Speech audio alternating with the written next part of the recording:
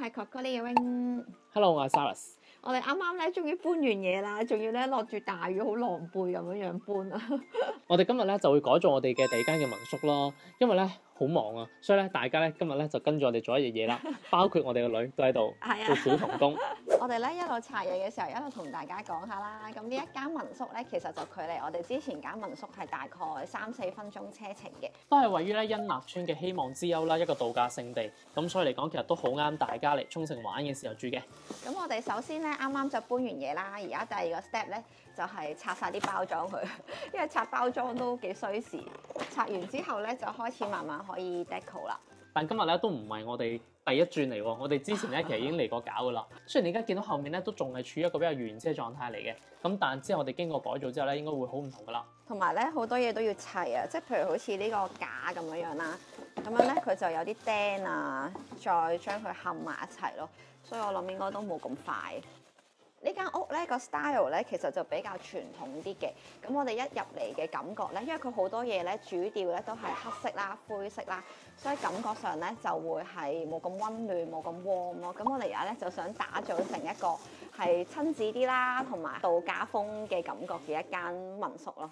哇！你個足球機就嚟成型咯喎！我想講砌一個咁嘅足球機都要砌幾個字，仲要我哋已經係用埋呢個電梯嘅咯。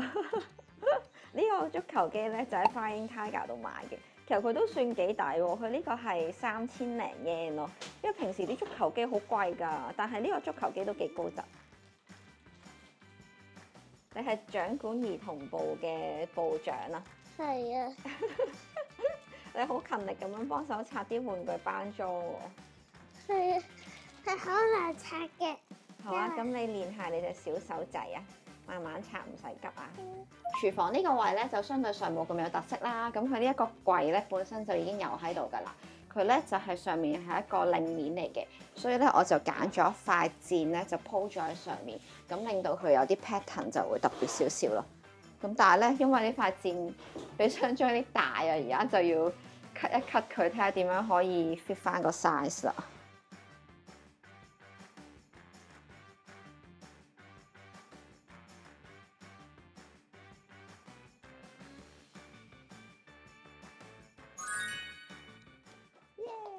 唉，好白痴啊！因為咧，啱啱我哋整咗呢個勾啦，本身諗住個層架咧應該係咁樣嘅，跟住點知咧，原來咧佢咧係咁樣擺嘅，即係掛牌嘅時候，喂咁樣咯。呢個係 Muji 嘅層板嚟嘅，佢就俾咗個呢一個啦，同埋呢一個有啲釘仔啦，跟住之後就咁樣掛上去。但係其實咧，呢個應該都唔夠力咯。唔夠力嘅，係啊，所以我哋改造下佢啦，不如。fail 啊！好 fail。我哋而家咧會同大家咧介紹幾間我哋添置家品同埋雜貨嘅鋪頭啦，等大家嚟日本嘅時候咧都可以行下嘅。第一間咧我自己好中意咧就係 Salute 啦。咁呢一間咧沖繩係冇㗎，好可惜啊！我哋就上網買啦，就上網訂購，好彩佢都係免運嘅。我就揀咗呢塊鏡仔啊！呢塊鏡仔咧好得意啊，佢係屋嘅形狀。跟住之後咧就仲有一個係擺植物嘅一個架嚟嘅效果圖，類似係咁樣樣咯。因為咧沖繩咧呢度係好少呢啲咁日系嘅 deco 可以買到啊，所以咧我就上網買咗啦。之後咧就仲有呢一個咧係一個櫃仔嚟嘅，呢一個櫃仔咧都係 hit item 嚟㗎，因為咧佢可以買幾個咧，你就自己拼埋做一個長嘅櫃，或者自己拼咗一個四方櫃都 OK 嘅。另一間咧就係 Studio Clip 啦，我自己咧就好中意行嘅，喺嗰度咧我哋就買咗一個裝油鹽糖嘅架啦，因為佢嘅配色咧係好日系啊，所以我就揀咗呢一個啦。咁另外咧佢都有個層架，呢一個層架咧就係用一啲藤織起嘅一個架啦。我自己好中意嗰間嘅 product 咧，係因為咧佢有好多 colourful 嘅嘢，就好似呢一張餐台墊咁樣啦，同埋呢兩個杯，呢兩個都係比較美式啲嘅杯。下一間咧就係 Free Cons 啦，我諗 Free Cons 咧大家都係好熟悉㗎啦。咁 Free Cons 咧我哋就買咗個油樽啊，呢個油樽咧個配色都係好靚，同埋呢一個裝鹽同埋糖嘅罌。咁就好襯呢一個架啦。Free Cons 咧仲有呢兩個墊，我自己都好中意嘅，同埋呢部車，大家估下呢部小朋友車幾錢？呢部車先至1600 yen 咋，所以咧係超級抵，佢仲要係有聲嘅喎。小朋友應該好中意啊！另一間咧想介紹俾大家咧就係 Standard Product 啦，呢間咧就係 Daiso 嘅 upgrade 版啦。咁我喺嗰度咧就買咗好多藤嘅嘢啦，咁佢有啲藤籃啊，唔同大細都有嘅，仲有呢個花樽仔，同埋有個好靚嘅鐘啊！呢個鐘都係好抵買，都係好似1000零 yen 左右。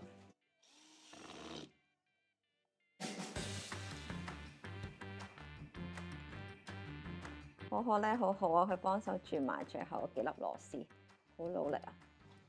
呢一個櫃咧係諗住擺喺電視機隔離嘅，收埋個 WiFi，同埋呢一度咧可以整出嚟，咁呢度上面就可以擺本書或者雜誌咁樣咯。我自己都幾中意呢個櫃。哇，OK 喎，轉到去入邊啦已經。好，睇下一個得啦。點解咧後面嗰個 BB 凳 pan 咧係尖角嘅？咗啊！太靚啦！係啊，跟住呢個係變咗獨腳喎。唔係手機嘅。唔緊要，再整個。終於可以嚟到中場休息啦！我好期待嘅中場休息啊！因為其實我哋已經做咗成3個幾鐘㗎啦，其實。差唔多而家下午茶時間啦，3.9個鐘都裝咗啦，已經。係啊。見唔見到？哦係喎，打炮你。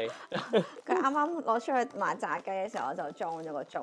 大家可以睇下後面個 sofa 位咧，已經有少少唔同咗啦，已經入咗啲 cushion 啦。cushion 咧好緊要啊，可以令到成間屋嘅氣氛即刻唔同咗。而家咧就係多啲colourful 啲啦，係活潑啲啦個感覺。唔知大家覺唔覺得啊？雖然大家見我哋依家咧，其實都係自己喺度做緊啦，其實，但當然咧，其實我哋唔係真係純粹自己做嘅，因為好似我哋咧戶外燈嘅工程咧，其實我哋都係請公司幫我哋做，跟住之後咧，其實搞掂之後咧，又再請清潔幫我哋清潔嘅，其實，咁所以其實變咗我哋唔係淨係自己做嘅，咁都要強調啦。而且咧，其實講真啊，我計劃咧，其實嚟緊之後，如果可能有多1-2間民宿嘅時候咧，其實我哋都會真係請人去到做民宿方面嘅管理咯，包括咗做清潔啊呢啲。但係我自己咧最中意做民宿嘅一 part 咧，就係 deco 呢一 part 啦，可以成個氣氛唔同咗啦，即係加啲自己中意嘅 decoration 啊。其實我哋之前都行咗好多轉啊，係出咗去5-6日買嘢啊。你仲有上網買嘢咧？係，跟住之後仲有啲係上網訂啦，所以咧前後都起碼大半個月啊呢度。我哋陣間咧仲要打埋個大佬啊，就係咧張飯台仲未砌啦，同埋咧大家可以見到後面啲畫咧，其實都未上牆嘅，即係上牆嘅全部都未搞咯。我哋目標今日6點鐘完工，希望。不過你啱攞陣唔知咪凍咗咧，好唔好食啊？你食我呢塊？我呢塊其實新鮮。因為呢塊我一開頭攞呢塊得 last one 嘅。哦，咁唔怪得啦。跟住之後佢臨尾再補多4塊呢塊。咁開心。係啊。係。呢個簡直係充滿能量嘅食物啊！打橫係嘛？2、3，終於都砌好張凳同埋張台啦！唔知大家有冇覺得唔同咗咧？好多人咧都以為咧，即係管理一間民宿好似好容易啦，好似普通管理公司咁管理其實係容易嘅，因為佢哋咧，總之你個樣咪就係咁，然之後佢就咁幫你安排住客入住咯。咁但係因為其實我哋係對民宿係有啲要求嘅，即係我哋覺得係間民宿要係吸引人，啲人先會 book 噶嘛，係咪先？係啊係啊，因為本身咧其實呢度咧已經係安排咗出租噶啦，但係咧我哋又覺得可以再好啲啦，所以就整咗咁多嘢啦。係，雖然其實每一樣嘢我哋買翻嚟，其實我哋自己都要搞大輪，但係重點係因為成個感覺唔同咗，所以我哋覺得係值嘅。呢個好靚啊！呢張凳俾大家睇下，因為佢係皮㗎，咁我哋特登咧就揀咗有藍色啦同埋黃色咁樣配搭咯。我哋自己都好中意呢張台凳。色調方面嘅配搭就係佢揀嘅，然之後坐位方面嘅舒服度咧就我揀嘅，所以呢張台凳咧係夾咗呢個色調再加呢個舒適度嘅。係因為之前嗰張台咧有啲似戶外啊，所以呢一張咧感覺上就即刻成間屋嘅氣氛就唔同咗啦。好嗱，買翻個花過嚟，哇！即刻唔同咗啦。哇！你啲紙皮整得好整齊啊！喺香港點掉都得，求其掉都得。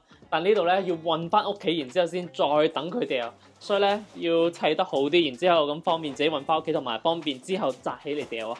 大家可以睇下咧，我本身係買咗個掃啦，諗住咧屋企係有一罐油嘅，咁就將呢張凳咧油咗藍綠色佢。但係點知咧，原來嗰個係噴㗎，所以呢個掃又冇用喎。但係噴又唔知夠唔夠，要再研究下點樣將呢張凳變咗藍綠色佢，咁就可以襯到側邊呢張台啊！呢張台好靚啊！呢個小朋友做咩事？佢喺度玩呢波波紙，玩得幾開心。我揾緊個膠剪啦，你可唔可以幫我揾膠剪啊？keep 住揾膠剪啊！啲膠剪都唔知去晒邊，明明有咁多把，揾到啦呢度。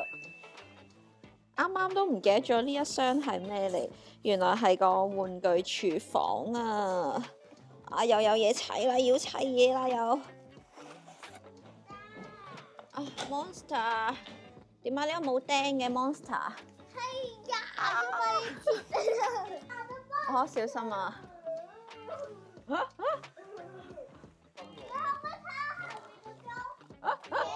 你掹出嚟。幾好玩，佢喺度，呢個全部啲嘢佢都可以攞嚟玩。睇下呢個說明書先。咁多嘢嘅呢度，有排砌啊呢個，8個 step，total 有16個 step。原來一個小朋友廚房都唔容易啊！我個圈啊！打直。係轉落去啊 ！Good job， 好轉到啦。OK，哇！你好搶手啊你，個個都要你幫手啊！我整咗媽媽先啦。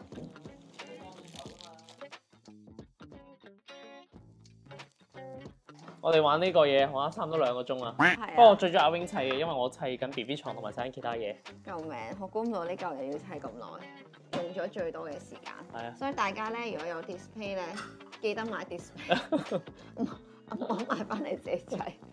好啦，何樂兒係你上場嘅時候啦。係。唉，但已經6點半啦，成我哋6都點半啊？哦，係喎，我以為係5點半添。玩得勁耐啊！唉，救命！噔噔，呢度仲有個大嘅庭園啦。咁呢度咧仲有一樣嘢仲未有嘅，就係超級大嘅一個屋仔，係啊係一個木屋啊。而家仲訂緊翻嚟，所以就下次再俾大家睇啊。呢個食玻璃大小朋友要搶鏡。咁大家係咪想知我哋 total 用咗幾多喺裝飾啦？跟住又買咗啲家品啦。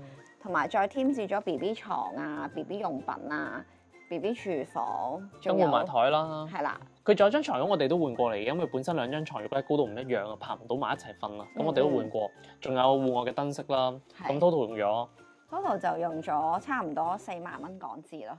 因為張台已經差唔多6000零蚊港紙啦，燈飾咧就已經5000幾啦。咁就仲有個戶外嘅屋仔都貴喎，戶外屋仔都差唔多係幾千蚊啦。希望啊喺4月中開始咧，大家可以見到全新煥然一新嘅狀況啦。係，我哋會繼續努力㗎，應該要再嚟多幾次先搞掂晒啲嘢。如果大家想租呢間民宿嘅話咧，其實除咗可以喺 Airbnb 嗰度訂房之外啦，亦都可以直接問我哋嘅，因為如果問我哋嘅話咧，直接經我哋訂房最高可以享有9折優惠嘅。咁賺咗。太攰啦，所以 hold 住咗。好啦，我哋下集再見啦，拜拜，拜拜。多謝呢個小童工一齊幫手做嘢今日。佢都做咗成日嘢啦。係啊，好配合啊佢。